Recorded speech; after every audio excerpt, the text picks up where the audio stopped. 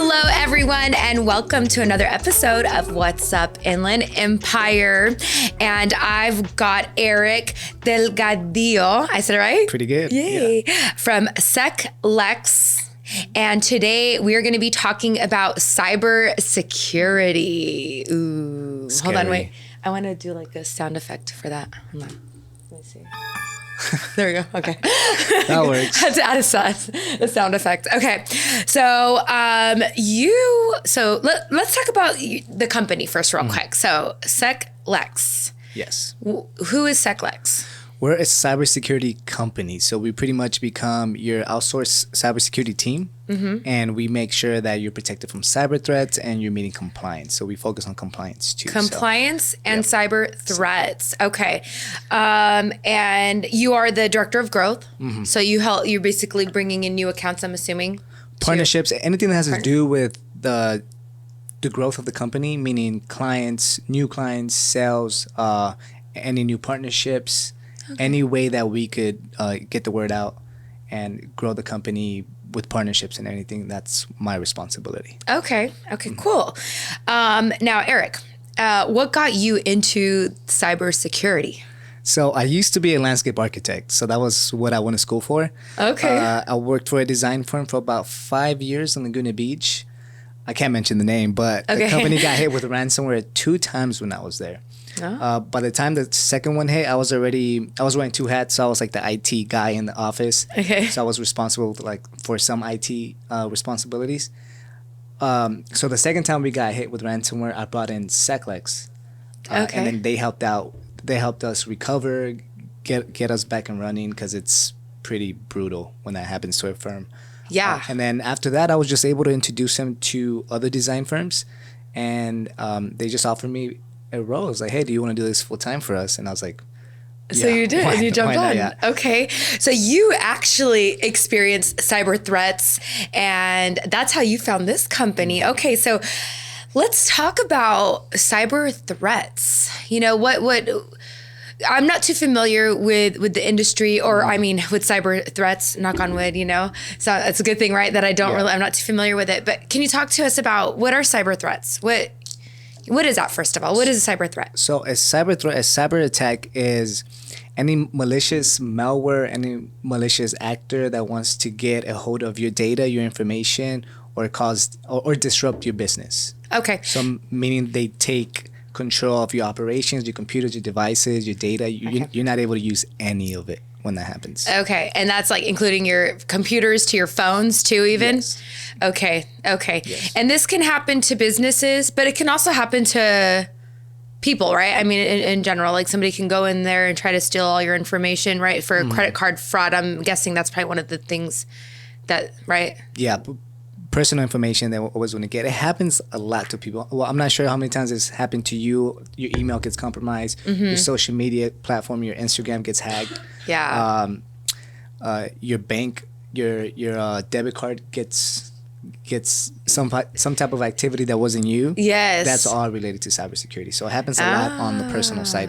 We get calls all the time regarding a family that got hit with ransomware or got something stolen from them, like their crypto. But we can't do nothing there. We only work on the commercial side. But yes, it's just, we live in a different world now. Everything's connected. Everything's online. Everything's online. And if it's online, it's hackable. If it has an IP address, it's able to get hacked. It could be a fish tank. It could be your microwave. It could be anything. Your microwave? Yeah, and anything that's smart. Yeah, wow. Smart. Okay, so I have a question for you. Now, I've heard this, and I don't know if it's true, so maybe you can, say if it's a myth or not. I heard that Apple products are harder to hack into, or you can't hack into them. What's the truth behind that? So you can't hack into them. That's a lie. They're hackable. Okay. Before, when they first came out, they were less targeted because less people had them. It was a brand new product. So the hackers would go after Microsoft products. Okay. But now they go after Apple just as much as they do with Microsoft. So they're hackable. So it's a myth. It's a myth. Yeah. Okay. Thank you for clarifying. Malware, a long time ago, malware was more aimed for Microsoft, not Apple products. Mm-hmm. So that's kind of where the myth grew from. But no, yeah. So but now it's no. Anybody is basically anybody could be threatened with this. So okay, whatever you have. Okay. Whatever you have. So let's talk about what was maybe like the craziest cyber attack that you guys witnessed in your company. The craziest ones, recently we had one of our clients that was being targeted by Russian hackers. Russian hackers? Yeah, because my operations manager loves Russians. Did you hear that? Yeah, well, we're able to identify where it's coming from. So our engineers and everything see the attacks coming and the IP address, everything, and it's all from Russia. It was pretty crazy because they were coming in fast. Meaning that they would do something to try to get in, we will block it, and within a few seconds later, another attack.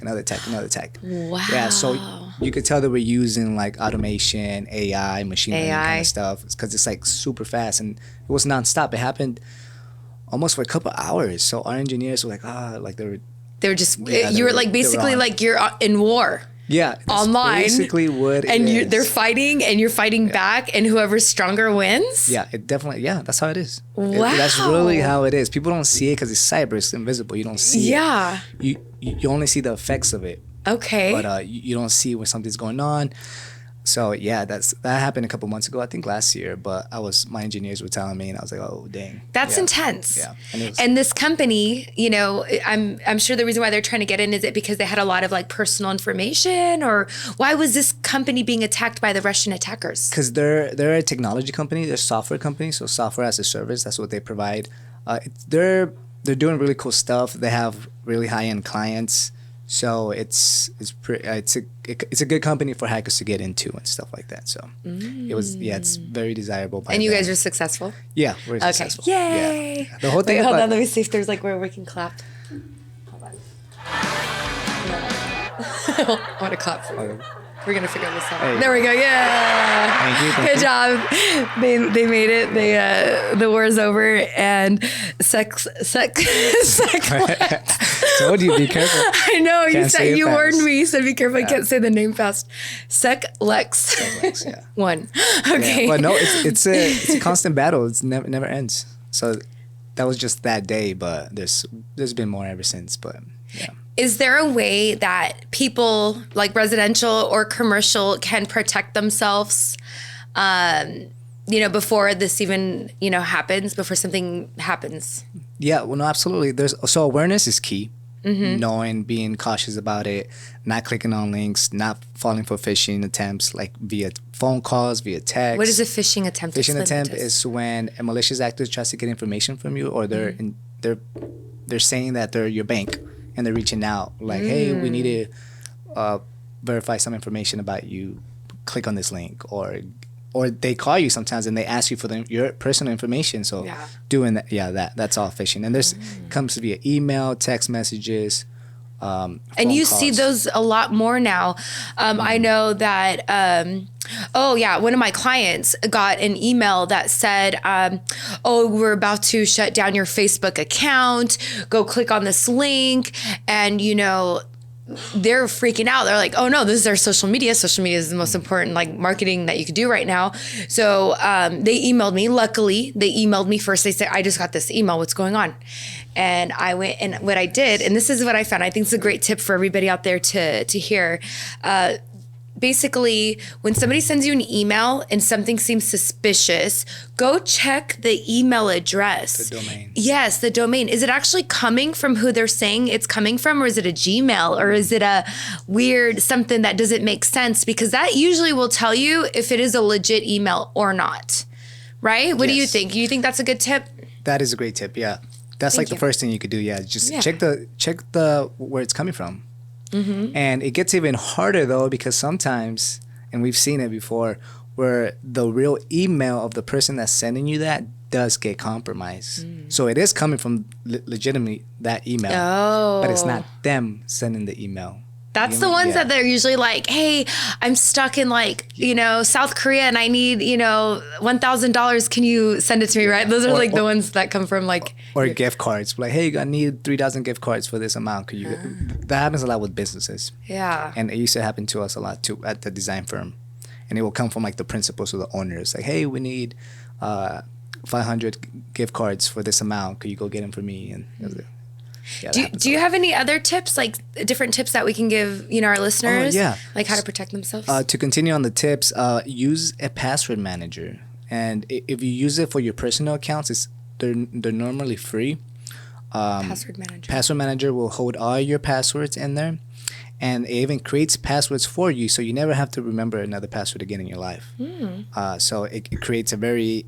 And it's safe? And it's safe. They're safe. How is it safe compared to something else? Because I think automatically I'm thinking like, oh, well, if it's an app on my phone, how safe is that? Well, it uses a two-step verification to get in the app anyways. And to get in the app, you need like a long, strong password in order to create a profile. So it's safer than most other things. Okay. Yes. Okay. So yeah, but a password manager. Password manager. Okay. Don't reuse passwords. But if you use a password manager, that protects you from that anyway. So you won't be using any weak passwords or anything. Okay. Another thing, turn on your multi-factor authentication. Okay. On for every single application that you have and you use for your online banking, especially your personal emails. Yeah. Because if they could get into your personal email, they could probably get into you. From everything there, else, they could get into anything else that's linked to that personal email. So turning on that for everything that you use, Facebook, Instagram, your email, absolutely everything adds another layer of security in place. So it makes it a little harder for them to get into your personal accounts. And the same thing for business. So the hints that I'm going to give could be used for personal and business. And then another one will be... I'm going to let you think about it, and we're going to go into a quick commercial break. Shout out to our sponsor, Qattawai Wowi. We'll be right back. Are you ready to have a white and bright smile? Then it's time to order Qattawai Wowi. Go to QattawaiWowi.com to learn more about this system that works in 7 days to give you a bright smile. Use code podcast and get $20 off. And we are back. Thank you to our sponsors, Qattawai Wowi. If you want a bright white smile, go to QattawaiWowi.com. Code podcast gets you $20 off. All right, Erik. So what's one more tip that you want to give everybody out there? One easy tip that you could do is update all your applications all the time. As soon as updates come out, do the updates, like on your phone, on anything. Okay. Because the majority of the time, they're fixing security issues. So keep everything. Most people up to probably date. don't think that. They're thinking, oh, they're just updating it because Instagram wants to add reels to stories or I don't know, whatever, But really it's for security purposes. Most of the time it's security purposes, especially like your computer, like your software on your laptops. Don't be running old operating systems. Okay. Like if you're running Windows 7 or Windows 10, yeah, you need to update all that. Yeah. I like how you're like, you need to update. That's like security 101. Okay. Yeah. Okay, cool. And then for businesses, it's really like the biggest thing I could say is partner up with cybersecurity experts. There isn't many out there. Okay. But having that relationship with people like that can be very helpful. Okay. If you're a business owner. Because if you have any questions. Or, I'm basically setting up an account with you guys. I'm assuming they can set up an account with you. And then if they ever have any questions, concerns. Now, let's say, I have an advertising agency. So if I were to contact you and say, hey, I want to make sure that our information, our clients' information, our marketing campaign information, we create these unique campaigns. We don't want nobody to find them or see them. How, I would call you, and then how would it go from there? Yeah, we'll come in. We'll do like a quick assessment on your network. We'll try to learn how your business operates. We'll figure out what your most important digital assets are. Okay. Where they're at, because they could be on the cloud. You could have a server here, and how you operate. If you have devices in the office, outside of the office, like who works where, and then. And then after that we implement our security measures. So we're like, okay, for your data, you want to have it backed up, you want to have it protected. Okay. If you do marketing for any type of medical offices, you gotta be HIPAA compliant. But that's a whole other level. That's a whole other episode. Right. But those compliance regulations apply to you at that point now because you're working in the medical industry. So your data needs to be encrypted at that point, But besides that, but you guys help with that. Yeah, you can do that. We help all that. So you put together customized plans for a business. So because not every business is going to be the same. So you're going to come in, you're going to evaluate, then you put together the plan and say, here it is, and then move forward from there. Absolutely, yeah. And then our team. So our services are 24/7, 365 days a year. Okay. What does that mean? Like you have people at the office working all day, every day in case an emergency happens. It's like it's like the 911 for the cyber 911. Yeah, cyber That's world. really what it is. Like because the cyber criminals, sorry, they're in a different time zone. They're not gonna be working at the same time your business is open. You know, so you need protection 24/7. You do. Are there like cyber lawyers? There is cyber lawyers now too. No, yeah, I was kidding. I was totally kidding. There's cyber lawyers. There's cyber lawyers. Like, wait, how does that work? They come into play when a larger company gets hit with a cyber breach or something. That causes an avenue for lawsuits and all that. So you need to have professionals that come in and advise you on what to do. So he's not on the internet. He's actually a lawyer. Oh yeah. Oh, I see what you're saying. I was being funny, but yeah. Okay. Oh, yeah. So nice. Yeah, so that's what we would do. Now, is there anything that you would like to let our listeners know before we sign off? Like anything really important information that you think is very valuable for them to know when dealing with cyber attacks or cybersecurity? No, yeah, absolutely. Get started. It doesn't matter where you're at. Doesn't matter if you don't have anything in place. Get started right away. Put security measures. If you own a business, start talking to professionals. But on your personal side of things, do those 3 things that I mentioned earlier. And then also, I have a resource too. You guys could jump on this website. It's ihavebeenpwned.com. ihavebeenpwned.com. Pwned is PWNED though. There's no A in it. But there, you could check. You could put in any type of email that you use that you have, and it will show you if it's been compromised before. Oh. Yeah. So and then it actually gives you the password that you use for that email. So if it's on there, change it. Yeah. So. Wow. Okay, that's good to know. So if your password is out there, that website will show you. Can you say it one more time? ihavebeenpwned. With no A. .com. Cool. Well, that was great. Yeah, absolutely. Yeah. Well, thank you so much for coming down and being on the podcast today. Before we go, how can people reach out to you if they're interested in your services or just want to, reach out and have some questions for you? Oh yeah. Well, first of all, thanks for having me. It's been a pleasure. And I'm very active on LinkedIn. So LinkedIn-Erik Delgadillo is where you can find my profile. But besides that, you can reach me at 949-274-8394, and I'll be happy to answer any questions. Awesome. All right. So when you guys are ready to protect your, how would you describe it?